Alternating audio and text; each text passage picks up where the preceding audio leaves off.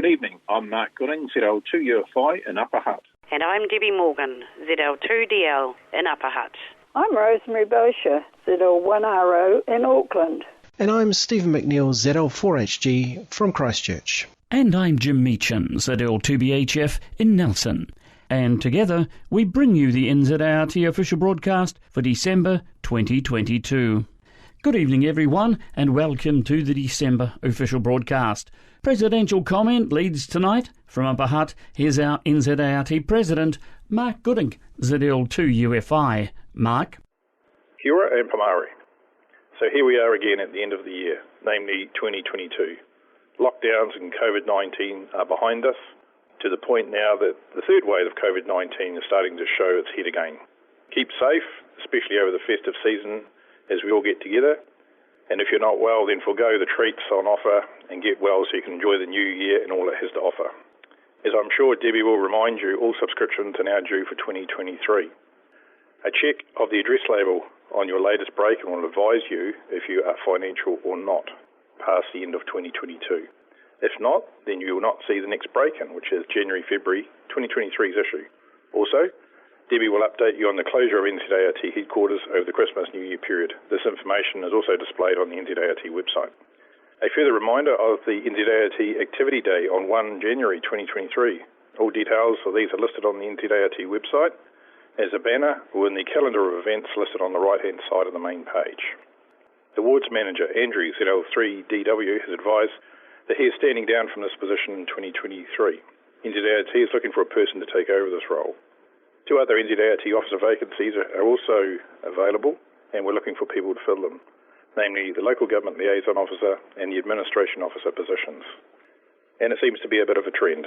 We're also looking for an NZART Office Assistant as well to assist Debbie over the coming year.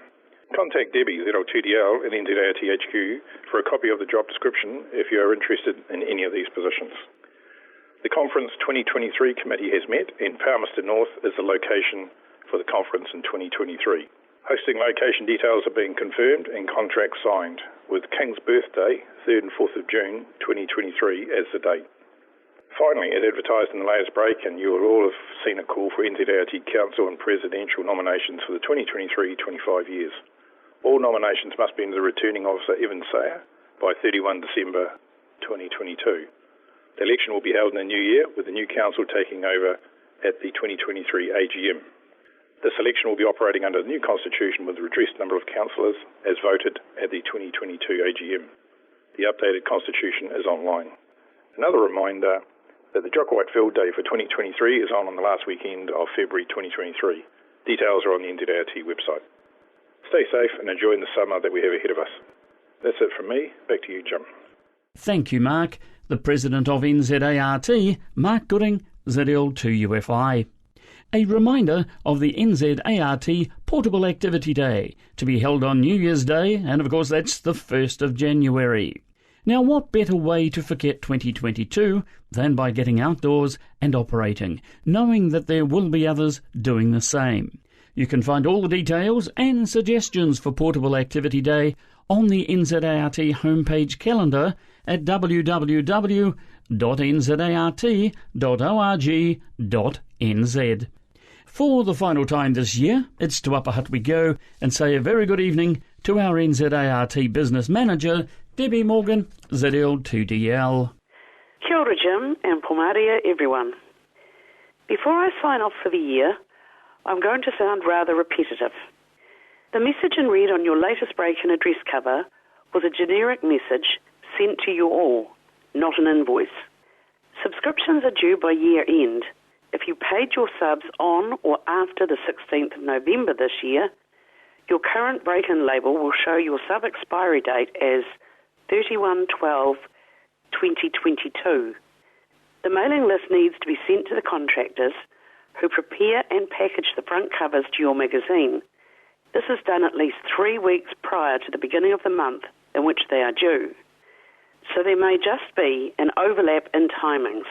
Please have a look to see when you paid, and I reiterate, if it was after the 16th of November, then rest assured, if you included your correct details when you made the deposit to our account, it will be credited to the right person.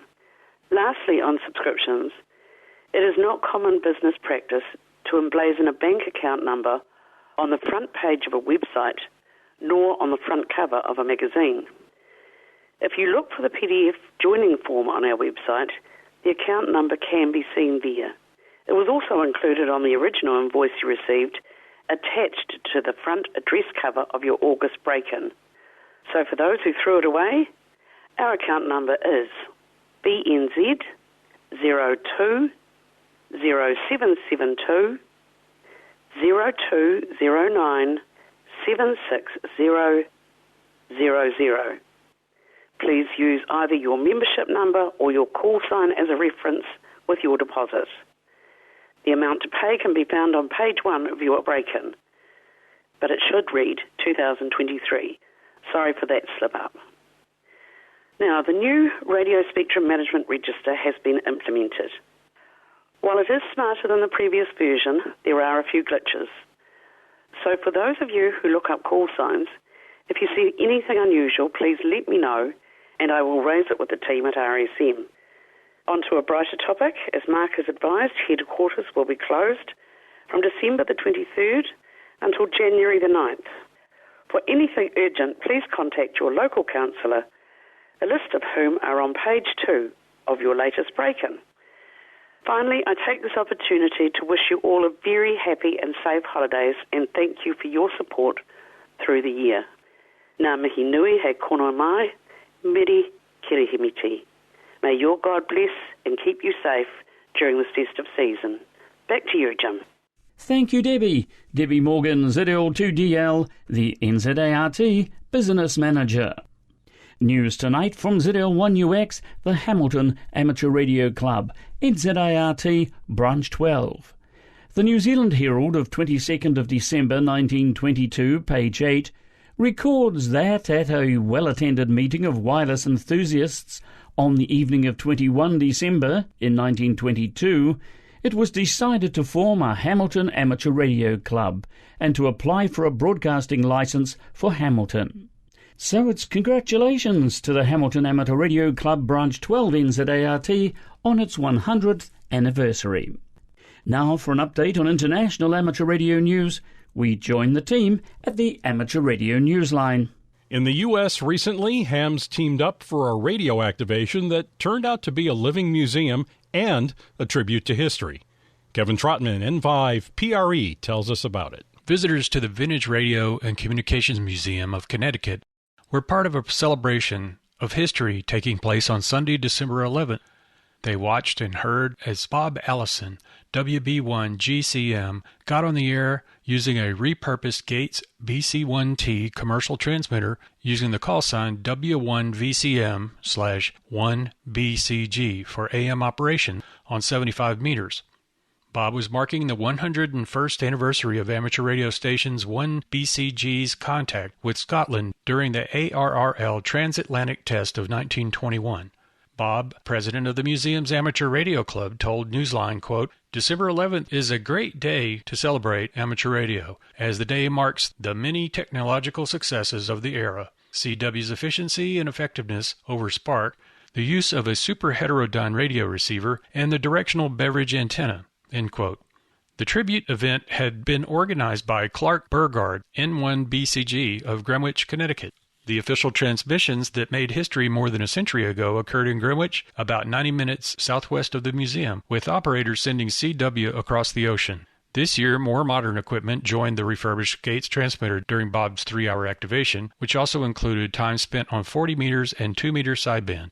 Before he left for the day and headed out into the snow, Bob talked to the museum visitors who had been observing him on the radio to share in the triumph of more than a century ago. This is Kevin Trotman, N5PRE. Hundreds of contacts were made this year on the air by a new special event station in India, honoring that nation's noted radio pioneer.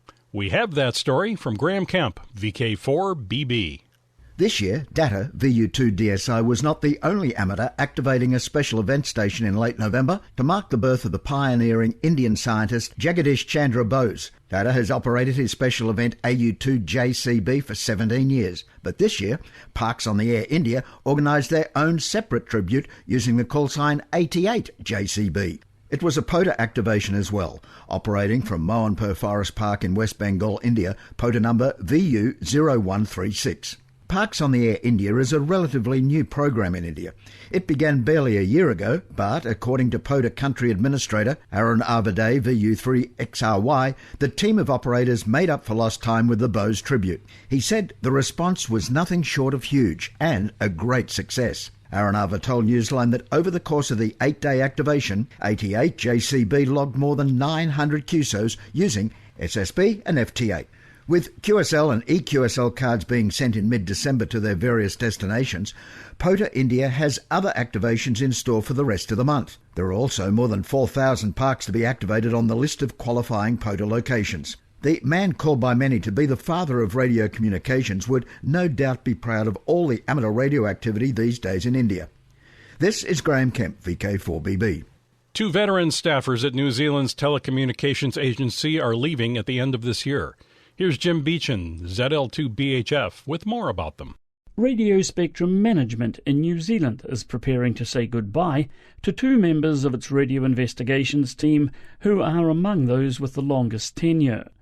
RSM has announced the retirement of Mike Beard and Grant Wheaton, who have both been part of the team since the early 1970s. RSM said that the pair's efforts have played a big role over the years in strengthening processes and technical abilities of the investigations group. In addition to following up on reports of radio frequency interference, RSM manages the radio spectrum in New Zealand, handles licensing rules and oversees compliance and enforcement of the Radio Communications Act of 1989. It is part of the Ministry of Business, Innovation and Employment. This is Jim Meechan, ZL2BHF. For now, with Karen Eve Murray, KD2GUT at the news desk in New York, and our news team worldwide, I'm Paul Brown at WD9GCO in Valparaiso, Indiana, saying 73. As always, we thank you for listening. Amateur Radio Newsline is copyright 2022. All rights reserved. And as always, we say thank you to Newsline for the use of their copyright material. To the Jock White Memorial Field Day. This annual contest is named after Jock White ZL2GX, NZART's contest and awards manager for over 40 years. The contest is primarily to test branch organisation and to weld a team of workers together. Your team can aim to be as competitive or as social as you like. There is work for all: spouses, partners, prospective radio amateurs and club members. The 2023 Jock White Memorial Field Day Contest is being held on Saturday, Sunday, the 25th and 26th of February. Full details are on the NZART webpage, nzart.org.nz. Joining us tonight with Women's Amateur Radio News, it's welcome to Rosemary, ZL1RO. Thanks, Jim, and good evening, everyone. And season's greetings from the Waro YL group. It's been lovely to have some new YLs check into our nets during lockdowns, and we hope that any YLs who are travelling during the holidays will check into a net or put out a call as they journey through our beautiful countryside. The weekly 80-metre YL net is on pause for the rest of this year, and it'll resume on Thursday the 2nd of February, so mark it on your calendar so you don't forget. On behalf of Topsy, our chairperson, and the Waro YL Group Committee, we wish you all a happy, wonderful Christmas and a prosperous New Year and a safe and well holiday season, especially if you're travelling. That's all from Waro YL Group tonight, Jim. Good night, everyone. Thank you, Rosemary. Rosemary Boshier, ZL1RO, reporting for the Waro YL Group. Finally, in tonight's official broadcast lineup, it's branch news. Here's Stephen McNeill, ZL4HG. Thanks, Jim, and welcome everyone to the last news from around your branches for 2022. And I have only 2 items tonight. Nelson Amateur Radio Club, Branch 26 NZART, has their annual barbecue and fox hunt for members and their families at Rabbit Island on Sunday the 22nd of January from 10:30am onwards. The club provides most items, but you'll need to bring a salad or dessert to share, and something to eat with, and something to sit on. Remember your fox hunting gear, and if you can't find the location, call on the 7025 repeater for help. And note that if the weather is wet, a cancellation announcement will be made on the 7025 repeater at 9am in the morning. And down to Blenheim Branch 22 NZART, which has its annual Unamalutu picnic on Sunday, January the 22nd. The club provides most items, so bring a salad or dessert to share. See your newsletter for more details. Well, that's all the items I have for the Christmas break. All there is to say is to make sure you have a happy, relaxing, but hopefully productive Christmas, and a great start to 2023. And Jim, Merry Christmas to you too. Thank you, Stephen. Stephen McNeill, ZL4HG, reporting from Christchurch. Season's greetings to you, Stephen, and to all your family. The next official broadcast of NZART will be made by ZL6A at 8pm on Sunday the 26th of February 2023. There is no official broadcast in January. This is ZL6A, headquarters station of the New Zealand Association of Radio Transmitters, concluding the NZART official broadcast for December 2022. Season's greetings, everyone, and a very good night.